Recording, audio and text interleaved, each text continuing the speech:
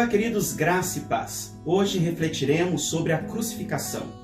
A Semana da Paixão de Cristo, como é conhecida por todos os cristãos, se baseia no coletivo do que vimos até aqui nessa série. A morte de Jesus é narrada com riqueza de detalhes pelos 4 evangelhos: Mateus, Marcos, Lucas e João. Eu quero me centrar no registro de Marcos, no capítulo 15, dos versos de 22 a 47. A crucificação era a mais vergonhosa, violenta e maldita de todas as penas capitais. É difícil sabermos ao certo onde este método teve sua origem. Acredita-se que ela fora criada pelos persas, que suspendiam suas vítimas para que elas não tocassem o solo considerado por eles sagrado. Todavia, a crucificação se popularizou através de Alexandre o Grande, Alexandre da Macedônia.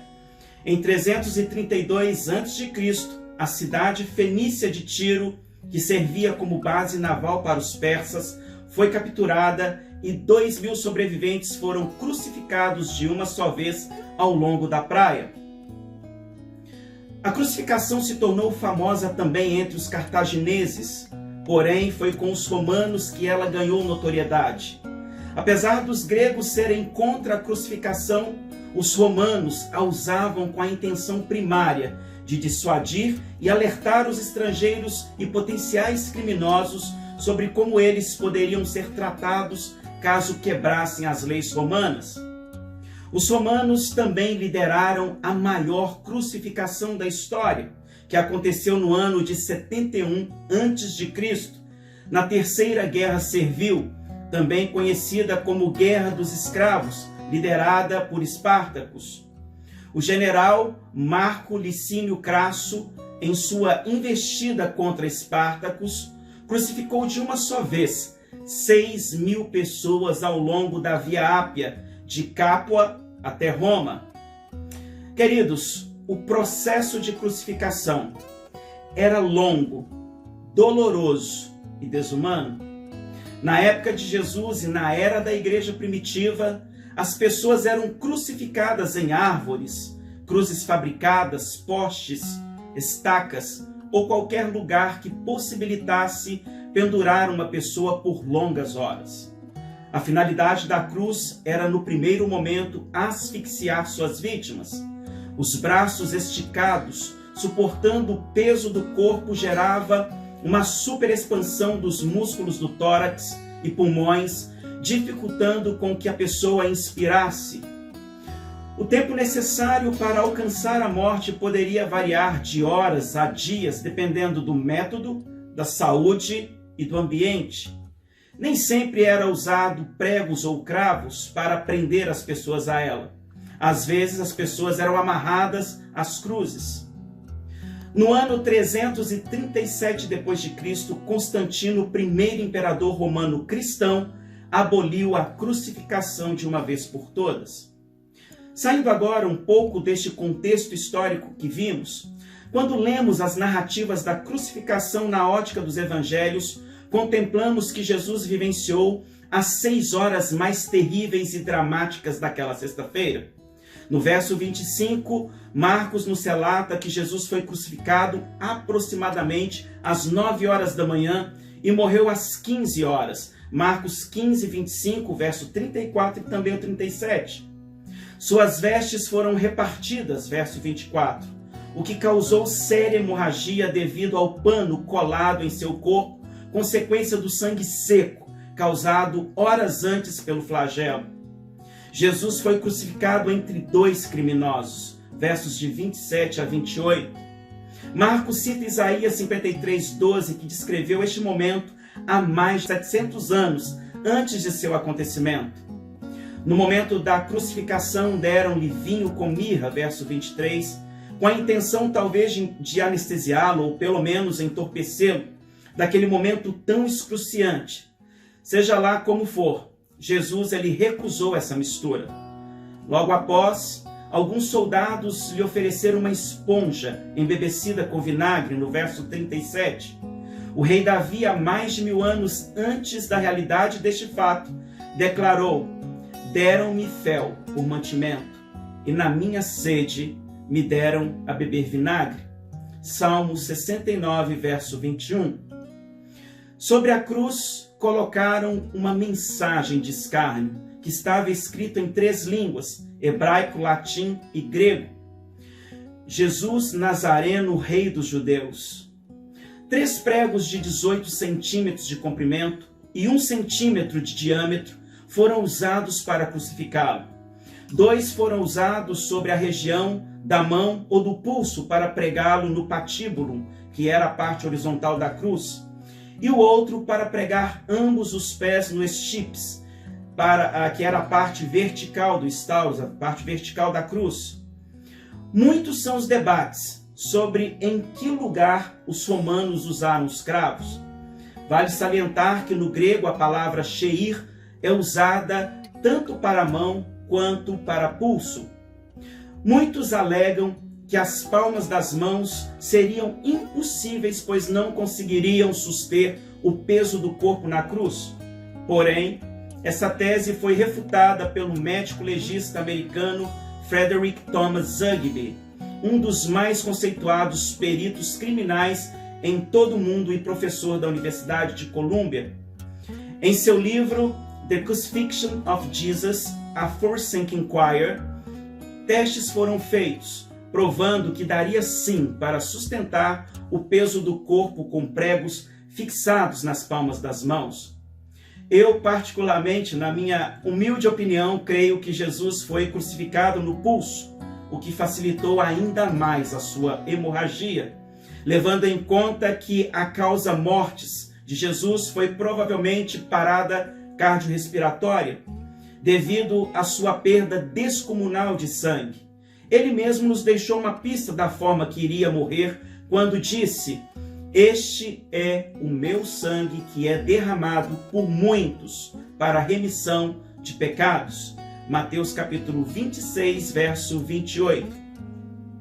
Eu creio que se fosse por asfixia, além da demora na morte, Jesus teria muita dificuldade até mesmo em falar as 7 frases compartilhadas por ele com tamanha lucidez. A hemorragia e a perda de fluidos corpóreos, choque hipovolêmico, combinado com o choque traumático decorrente dos castigos físicos a ele infligidos, foram os fatores que o levaram à morte. Ao ponto de que, depois que ele morre, um legionário o perfura e sangue e água saem de seu corpo.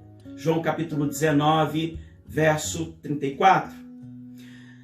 Amado irmão, eu gostaria muito agora, neste momento, de meditarmos sobre quais os princípios práticos que podemos tirar das 7 frases ditas por Jesus.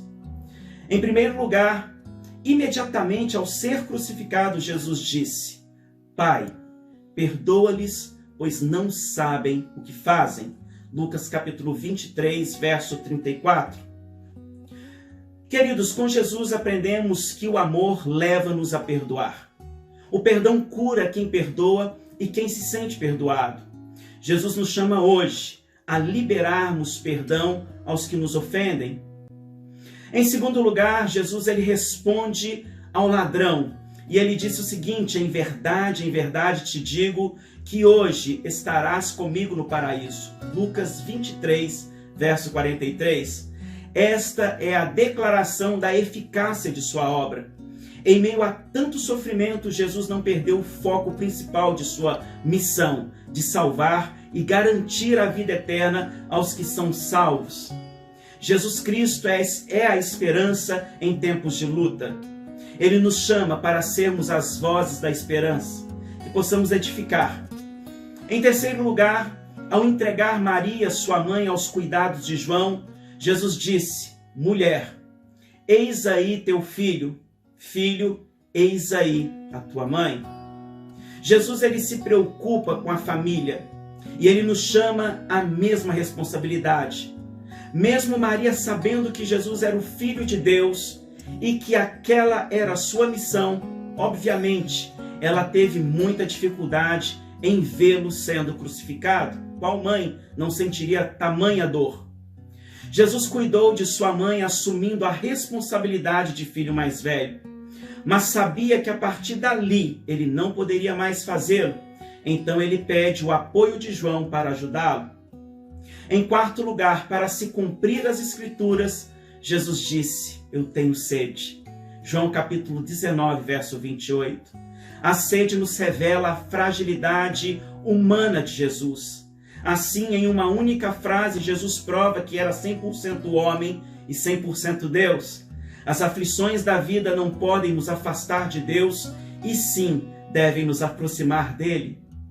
Em quinto lugar, imediatamente antes de morrer, Jesus declara: Eli, Eli, lama sabachthani, que quer dizer: Deus meu, por que me desamparastes? Mateus 27, 46. Uma declaração de que ele havia se tornado maldito.